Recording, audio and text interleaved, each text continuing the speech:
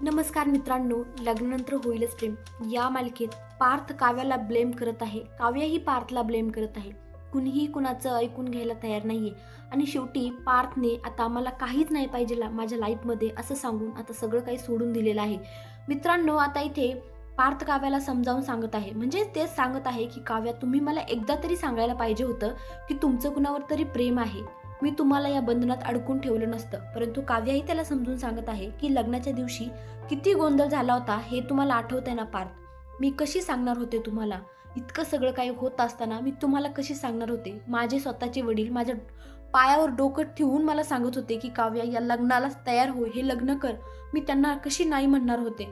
तुमच्या आईंना लागलं होतं, माझ्या आईच्या तोंडाला काळं फासलं होतं. मी सगळ्यांना रोखू शकत नव्हते आणि कुणाला काही सांगण्याच्या मनस्थितीत सुद्धा नव्हते. मग पार्थचं असं म्हणणं आहे की लग्न झाल्यानंतर तरी का नाही सांगितलं? परंतु काव्या बोलते की मी तुम्हाला सांगायचा किती प्रयत्न केला पार्थ. मी 2-3 वेळा तुमच्याकडे आले, तुम्हाला सांगितलं की मला माझ्या पास्ट विषयी तुम्हाला काहीतरी सांगायचंय, परंतु तुम्ही माझं काही ऐकूनच घेतलं नाही. प्रत्येक वेळेस तुम्ही मला म्हणायचात की मला तुमचा पास्ट ऐकण्यात काहीच अर्थ नाही, मला माझं फ्युचर तुमच्यासोबत बघायचंय. मी कशी सांगणार होते पार्थ तुम्हाला?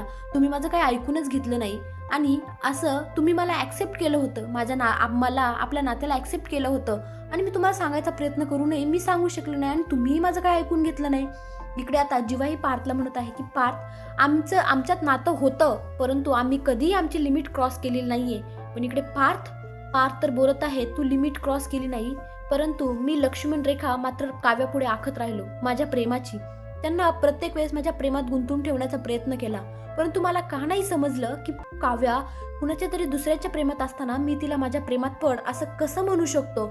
मला आता काव्याकडेही बघू वाटत नाही, तुझ्याकडेही बघू वाटत नाही आणि त्या देवापुढे तर डोकं सुद्धा ठेवू वाटत नाही, कारण मला माझी स्वतःचीच किळस येते, माझी रूम सुद्धा पाहू वाटत नाही. असं वाटतंय की एखाद्या मुलीला तिला काय बोलतात ना, गुदमरून ठेवलं, तिला एखाद्या पिंजऱ्यात अडकून ठेवल्यासारखं वाटायला लागलंय मला. बापरे, पार्थ स्वतःला एवढा त्रास करून घेत आहे ना की मला पार्थची दया येत आहे. परंतु पार्थ असं का वागत आहे? काव्याने आणि जीवाने किती मोठं काय बोलतात ना लढा दिलाय, किती समर्पण केलंय, हे कोणाला दिसतच नाहीये का?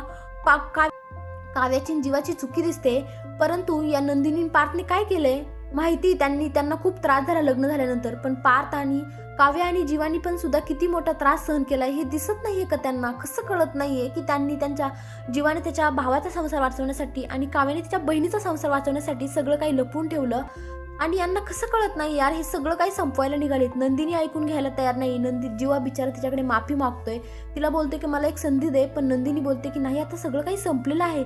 इकडे नंदिनी तर जीवाचं काव्याचं लग्न लावायला निघली. काय मूर्ख आहे काही? नंदिनीला कळत कसं नाहीये? जीवाचं काव्याचं लग्न करायला निघाली यार. ती काव्या आता पार्थच्या प्रेमात पडली.